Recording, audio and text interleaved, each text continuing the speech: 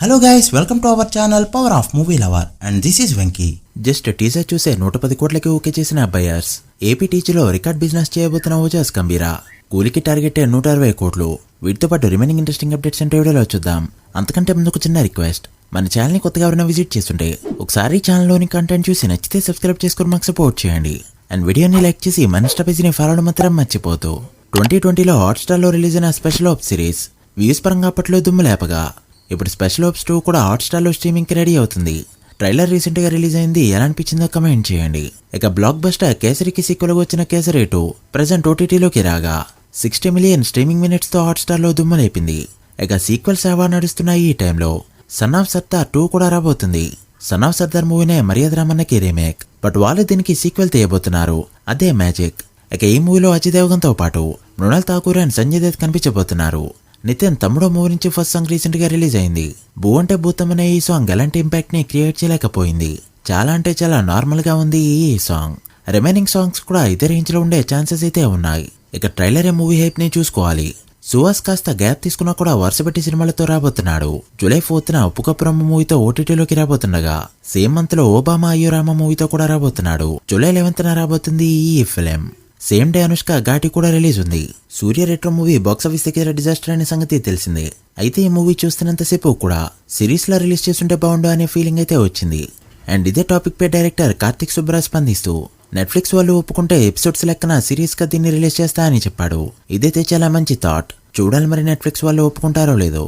Rajinikanth career లో ఈ రోజుకి కూడా మోస్ట్ హైప్డ్ మూవీ అంటే అది కబాలీ ఫిలిం.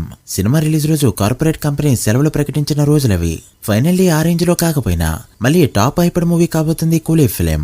మూవీలో నా క్యాస్ట్ వల్ల కావచ్చు, డైరెక్టర్ వల్ల కావచ్చు, ఆర్ కాంబినేషన్ వల్ల కూడా కావచ్చు, ప్రెజెంట్ సినిమాపై హైప్ గట్టిగానే ఉంది. అండ్ బిజినెస్ నెంబర్స్ చూస్తే one of the top range లో కనిపిస్తున్నాయి. రీసెంట్ గా ఓవర్సీస్ బిజినెస్ లో అవగా ఓవరాల్ గా 80 కోట్లకు వెళ్ళినట్టు టాక్. సో ఒక ఓవర్సీస్ నుంచే జస్ట్ బ్రేక్ ఇవన్ అవ్వాలంటే 160 కోట్ల గ్రాస్ కలెక్ట్ చేయక తప్పదు.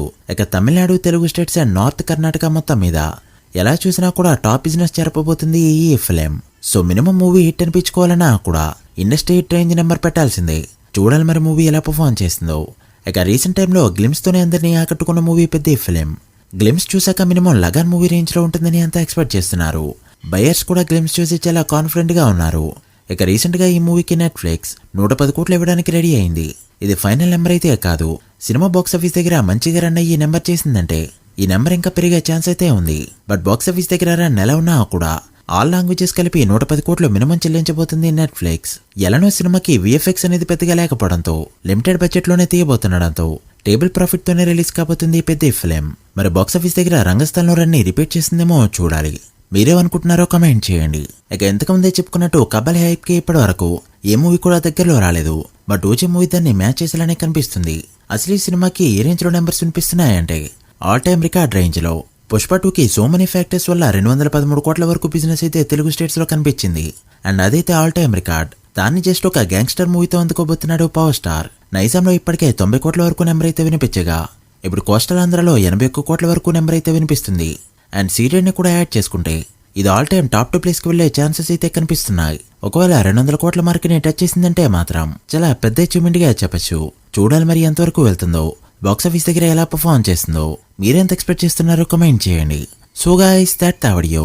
ఇవి ఇప్పటివరకు interesting updates. OG Peddi and కూలీ డే 1 ఎంత నెంబర్ పెడతాయి అనుకుంటున్నారో కమెంట్ చేసి వీడియో నచ్చితే లైక్ చేసి మీ ఫ్రెండ్స్ ఫైవ్ మెంబర్స్ కి షేర్ చేయండి. మరొక ఇంట్రెస్టింగ్ వీడియోతో మళ్ళీ కలుద్దాం. అప్పటి వరకు signing off, power of movie lover. Thank you.